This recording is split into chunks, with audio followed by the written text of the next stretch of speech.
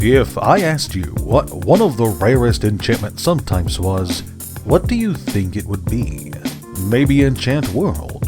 This is a type that's been unused for years, but there's also 26 of them. Maybe a legendary enchantment creature god. Well, there's 25 of these bad boys and counting. These debuted back in the original Theros blog, and they were pretty radical at the time. While gods have long been a part of Magic's lore, you never really got to play with them before, so getting these felt like a wild, experimental new addition to the game. And while it's true that the Theros gods were a new and experimental type of card, they weren't the most experimental card type released in the Theros block. You see, Theros also gave us a cycle of artifacts, specifically enchantment artifacts, a unique cycle representing the divine weapons wielded by each of Theros' primary gods. These godly weapons were so unique, in fact, that these are the only 5 enchantment artifacts in the game. On the world of Theros, the gods are not allegory. Instead, they are real forces that walk the plane and rule over the heavens.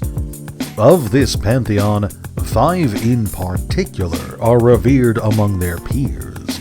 These 5 primary gods each wielded a special weapon in the tales and myths of Theros, weapons uniquely suited to their divine role.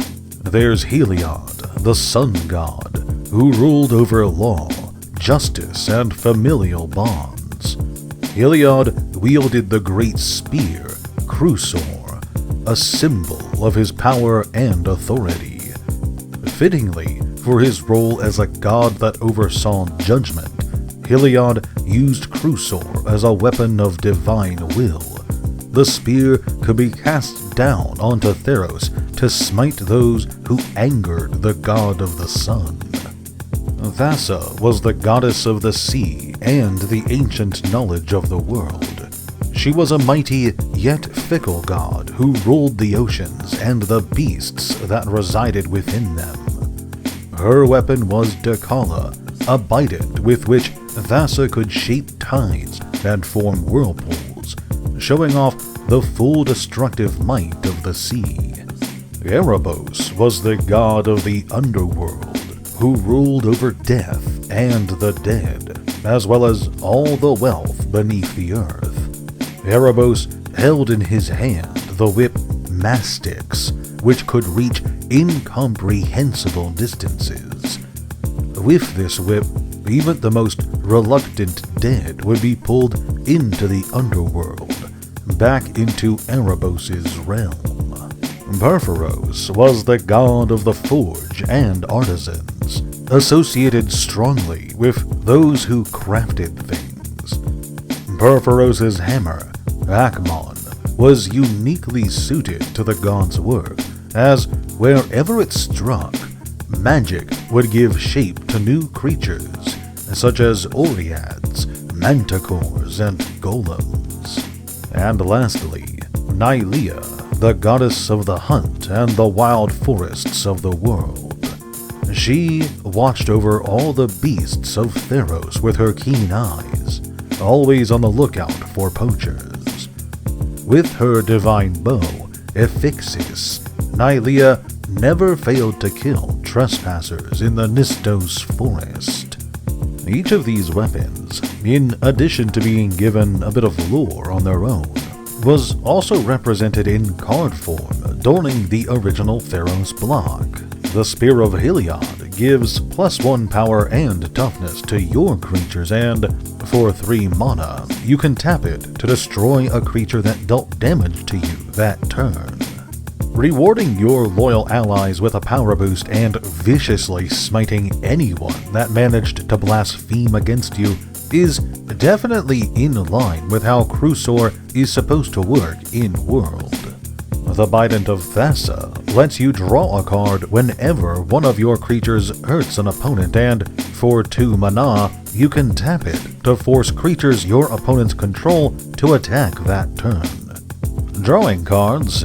Gaining knowledge when your creatures deal combat damage is in line with Thassa's domain as a goddess of deep knowledge, but I'm not sure how flavorful it is to compel your opponent's creatures into fighting.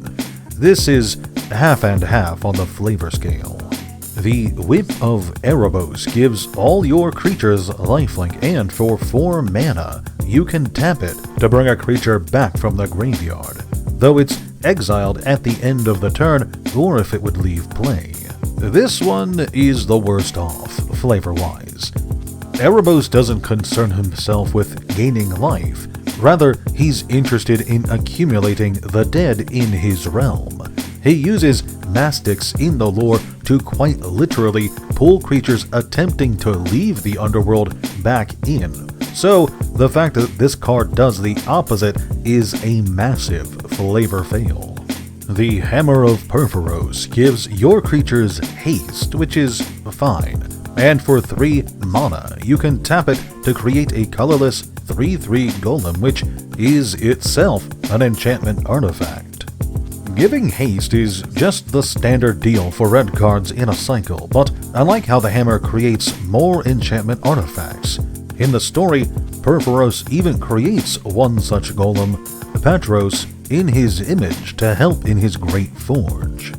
And finally, the Bow of Nylea gives your attacking creatures death touch, and for 2 mana, you can tap it for one of 4 different effects, giving a +1/+1 counter to a creature, dealing 2 damage to a flying creature, gaining 3 life, or putting 4 cards from your graveyard onto the bottom of your deck. Ephyxis is by far the most versatile divine weapon, bringing a lot of options to the table. As a result of having so many effects, it's kind of hard to say where it falls on the flavor scale. Nylea herself wouldn't give her followers Death Touch, an ability usually associated with poison, which does fall under another god's domain. As for the other effects, well, they're also vastly different that it's kind of hard to say that it's flavorful or not. Still, it's better than the whip. Overall, I really do think it's cool that we got these godly weapons at all. Rarely do you see such in-depth world building represented on the cards, and while they weren't all flavorful, they were still a nice addition to the game's history and helped to showcase some of the possibilities the Theros block held. The idea of a whole block dedicated to enchantments was something WotC was kind of hesitant to do. They did something like it before for artifacts, and it kind of blew up in their face each time, so it's understandable that they'd want to be cautious. Even with that caution, here we have 5 pretty unique cards that push the boundaries between artifacts and enchantments and opens the door to a lot of possibilities in the future. It's a bit unfortunate that we haven't received more. Morrow nonsense aside, there's a lot of room for more cards like these in Magic. At the very least, I'm surprised we didn't get more on our return to Theros. There's 10 other gods out there. You mean to tell me that none of them have holy equipment associated with them? I find that hard to believe. Still, at the end of the day, these are a nice piece of Magic's history, showcasing some of the best that this game has to offer, both mechanically in terms of unique card design and flavorfully in terms of cool world building. I'm glad they were made, and I hope to see more someday. This was a fun video to make. It came as a patron request, and I found myself revisiting Theros lore quite easily. Something about pre-2016 Magic lore just hits differently, you know? Anyway, if you enjoyed the video, please leave a like or a comment or even subscribe to the channel. If you want to help me out directly, head on over to Patreon, where you can get early access to my lore videos. Thanks so much for watching, and have a great day.